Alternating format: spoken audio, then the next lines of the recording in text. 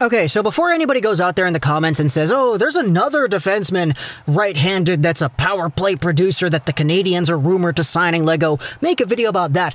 I'm not going to do that yet. We haven't really had anywhere I've seen that is actually like a trustworthy NHL source, I think, go out there and say anything about that particular former New York Rangers defenseman, but if we ever cross that road in the next few hours, and I guess we'll make an update video about that. This video, though, is focusing mostly on one other guy. Let's talk today about Chris Wideman, a guy whose name you've probably heard before, not for any good particular reasons, but who is apparently on the Montreal Canadiens crosshairs for the upcoming free agency period.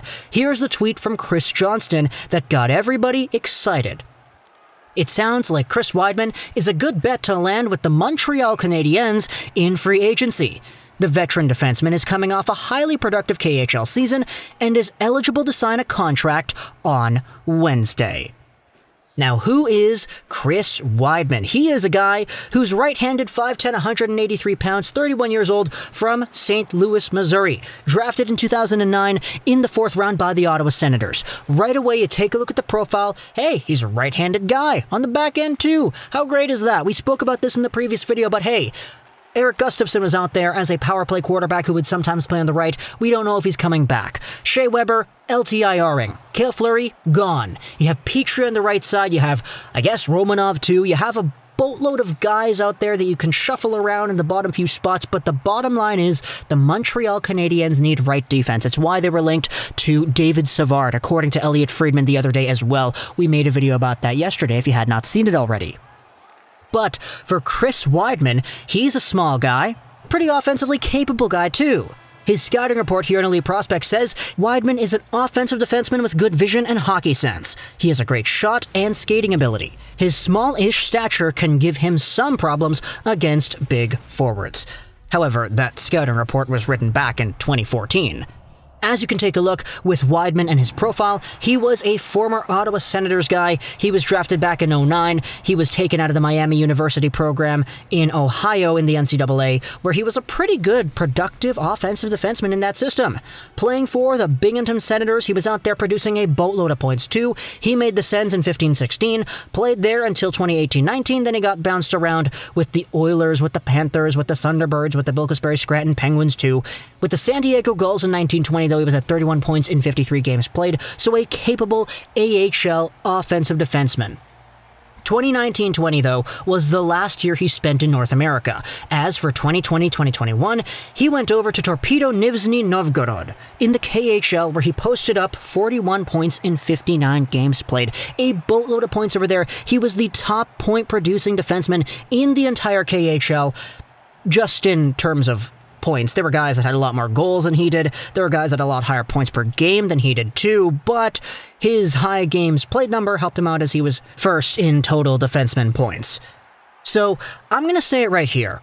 This guy is a talented offensive defenseman who is a power play quarterback in the KHL, and he put up big numbers because of it. He was big in the AHL too, producing 60-point seasons, half a point a game seasons. He would get points, man. That's great.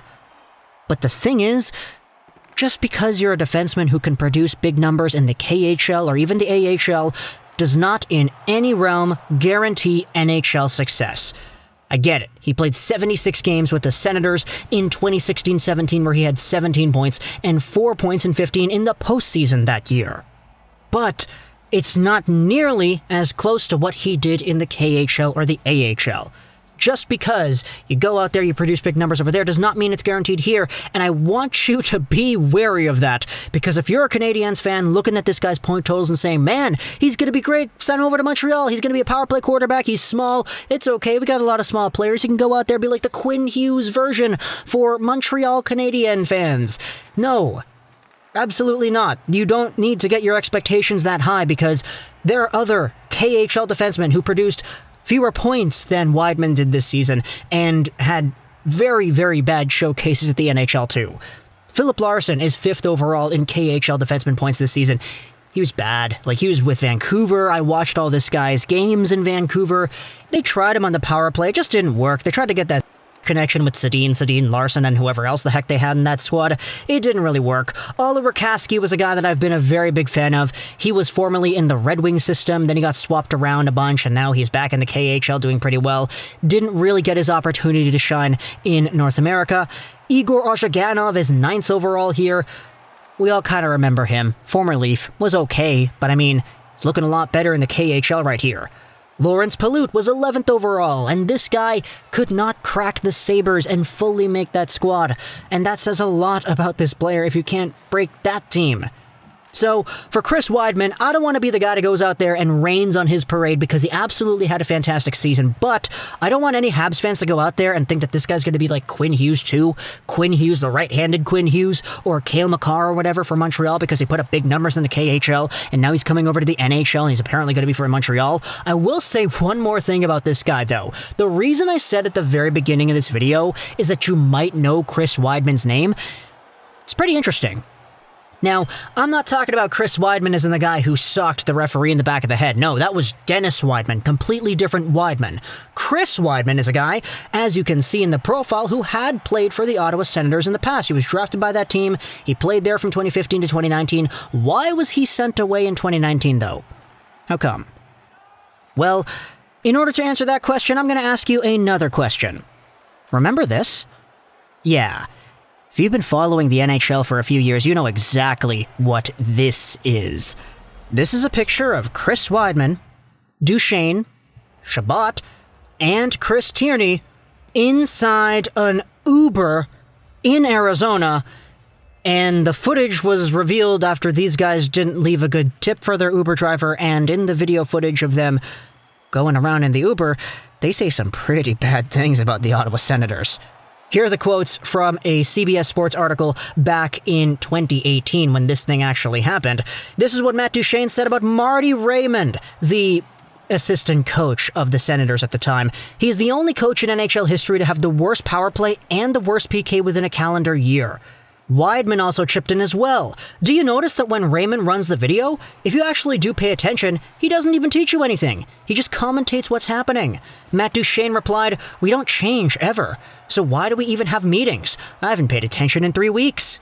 The incident was really big, and it sparked a whole bunch of conversation as to whether or not the Uber driver had the right to go out there and release this video anyway. But aside from all that, we had Wideman, Duchesne, Tierney, Chabot going out there making a joint statement. "We want to apologize publicly to Redmond, our teammates, and our coaches for our comments in Phoenix, Arizona on October 29th. Our private conversation was recorded without our knowledge or consent. We are passionate about our team and focusing, yada, yada, yada, yada, yada, you get it." This was a big deal, and Wideman immediately after was pretty much just kicked off the team. They sent him away, and that's that. He ended up going elsewhere, and now he's in the KHL doing really well. And if he is a free agent and the Montreal Canadiens are going to go out there and sign him, I guess I just wanted to point that out, because there's been a lot of conversation about the Montreal Canadiens and their willingness to go after players that might have some issues off the ice. And when it comes to Chris Wideman, I mean, sure, he does have a talented profile, but he was involved in that thing. Now, I'm not going to make it seem like that is the be-all and end-all, and he should be cancelled, and they should never give him an NHL career. I'm not saying that. Don't put words in my mouth, bro. I'm just saying you have to at least think about it, that this did happen, and there is a capacity that this kind of player that would be willing to say these kinds of things would play for your team. Now, to be fair, there is a lot of discussion to be had. Oh, other NHL players talk about this all the time, most likely. It's just that this conversation between Tierney, Wideman, Duchesne, Chabot, it got leaked out and it was published into the media. And that's the thing. You're probably right. You're probably 100% right. Yeah, NHL teams, NHL players, they probably talk trash about their organizations all the time. It's like you and your boss at work. But this one just happened to be published and put out into the public eye, much to the detriment of the players involved. So that's my discussion here on Chris Wideman. I can't believe we spent 9 minutes talking about this one guy. But I mean, hey, when the Montreal Canadiens are going to acquire players, we go long, don't we? Talk to me in the comments what you think about Chris Wideman and his performance in the KHL, how he might translate into the NHL once again if the Canadiens give him a chance on the right D side, and what your own expectations are for this guy should he indeed come to Montreal. Talk to me in the comments what you think if you enjoyed this Visage Rolls 99, and bye.